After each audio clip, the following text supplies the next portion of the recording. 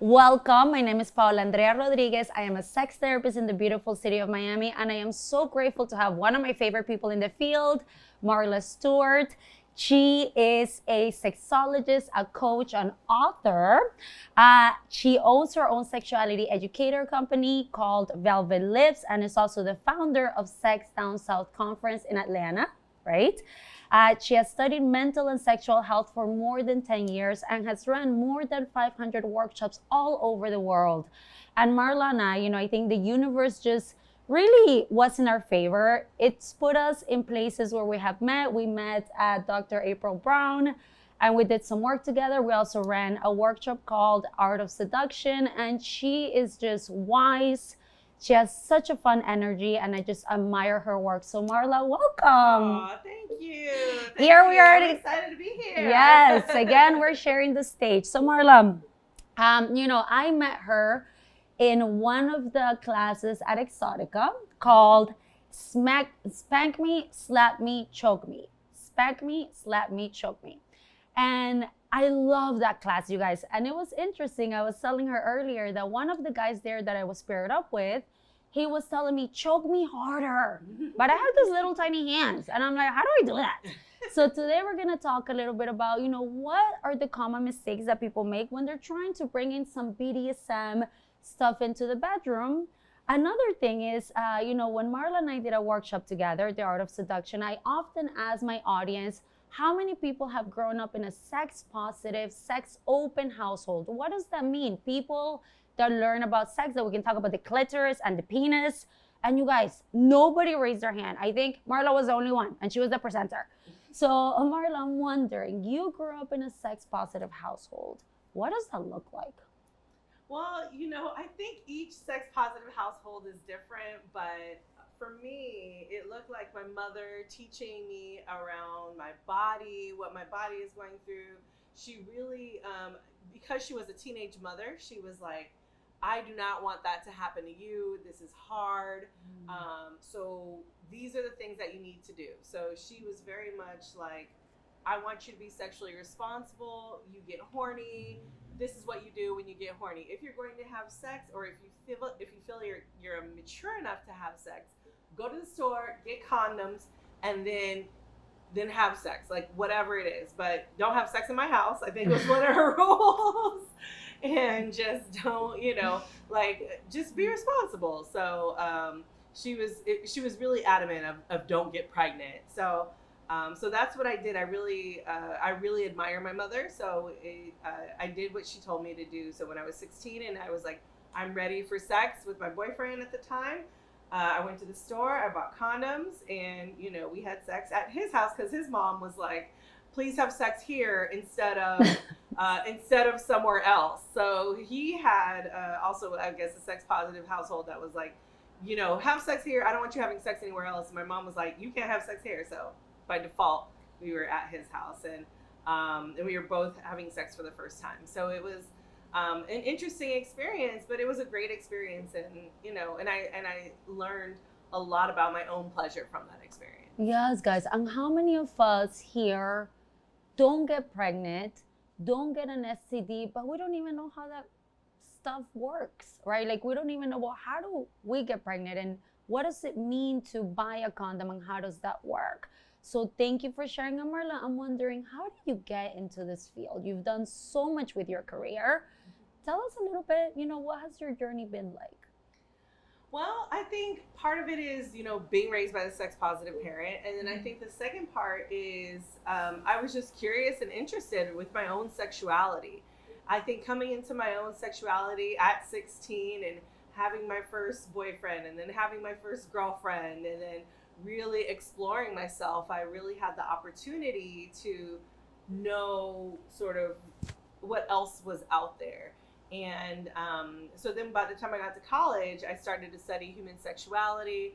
And from there, I just realized, oh, hey, there's a lot to this world. So a lot of my friends were coming to me for sexual advice. And apparently I was giving them great sexual advice. So they would come back for more. And it kind of got around that I gave great sex advice. And so it really grew organically in a sense. So I really knew that this is the job that I need to have. I need to talk to people about their sex lives and help them with their sex lives to make sure that they're doing the best things they are for their sexual health. And that she does. Okay, guys. So tell me, I know, Marla, that you are a kink-friendly clinician. So let's talk a little bit about, let's start with the definition. What does kink mean? And what does it mean to be a kink-friendly clinician? Yeah, so kink is basically whatever you think it might be or considered to be taboo, right? So, for instance, something such as spanking, which we don't get taught of as something being pleasurable when we're growing up, but as we get to be an adult, we learn that spanking. Wait, I was spanked. That was something that wasn't supposed to be a good thing when I was younger, but it's such a great thing as an adult. Or I've heard it's really fun or great.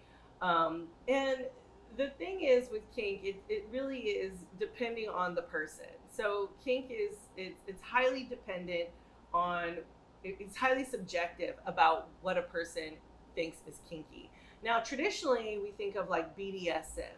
And so BDSM is, bondage, discipline, domination, submission, sadism, and masochism. And so with that BDSM, that is a whole world of folks who enjoy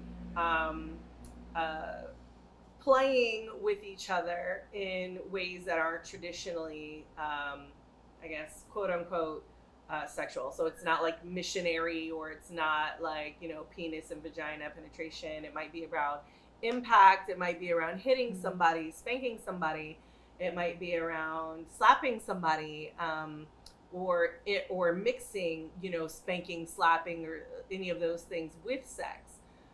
So that is that's kink in a sense. Kink is a bunch of things. I can't really condense it, but and I think something that you said, Marla, is so true, right? Because as Latinos, all of us know what a chancleta means, right? Like the chancla or the wooden spoon for my Portuguese folks out there. All of us, culture, I love studying culture because there's so many messages that we get from culture. And people say, but wait a minute, why we associated that with a negative experience? And I think that there's a lot of myths and assumptions around kink, BDSM.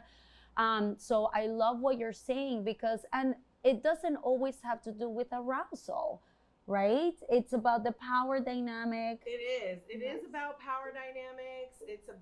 But it is also about arousal. It is about the taboo, right? Things that we are like, oh, that wooden spoon, like, oh, wait a minute, I'm gonna hit you with this wooden spoon, right? And that's like, wait a minute, but it's kind of it's titillating in a sense because it's not what we're supposed to like.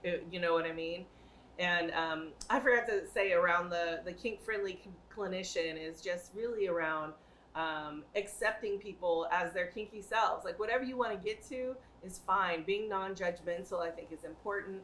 And I think if you're kink aware like I am, or I'm just kinky in general, so just being that kind of person, you understand what are the dynamics of kink, and you can help your clients figure out what they need for their sex life or for their arousal. And I think you guys, because we think about the psychology component of this, and when we think about acceptance and not judgment, I think all of us in this field are really keen on making sure that that hearing Marla say, I am kinky and this is how I identify, right? And being accepting of that. And I think, I was telling Marla earlier how as Latinos, we grew up with the novelas, the soap operas, where the type of slaps that we see is like the guy's like, tear, or the head is rolling down the street.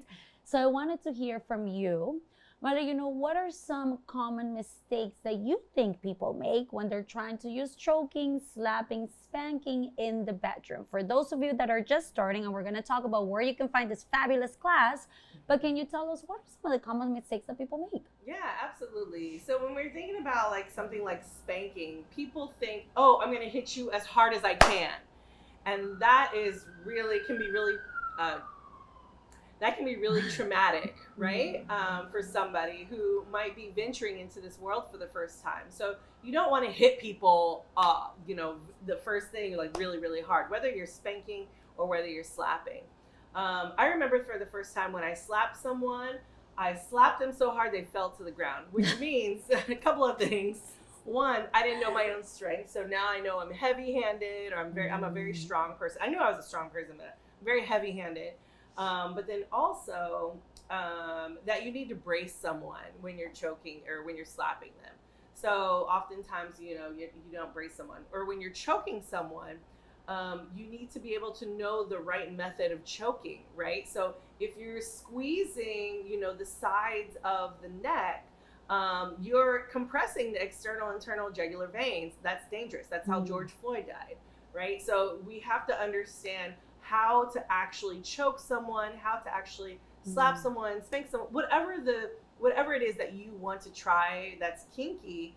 Make sure you have a class. Make sure you maybe get a mentor, or how to do it properly, because all those things can be really, really dangerous. Awesome. And that leads me, Marla, where can we find this fabulous class? And where can we find you? How can we follow you? How can we hear more of your wife's energy? Tell us. How can we find you? Absolutely. You can find me on social media at Marla Stewart, or at velvetlipssexed.com. That's sex without the E. You can go on my website, velvetlipssexed.com. You can go to sexdownsouth.com for our sex conference in Atlanta. And you can find me everywhere, every social media, YouTube. You can find me everywhere: Twitter, Facebook, Instagram, everywhere. Awesome. When you're intentional about something, you will find. So guys, thank you so much for joining us. This is Paola Andrea Rodriguez, your Latina sex therapist. It is great to share this moment with you, and we'll see you soon.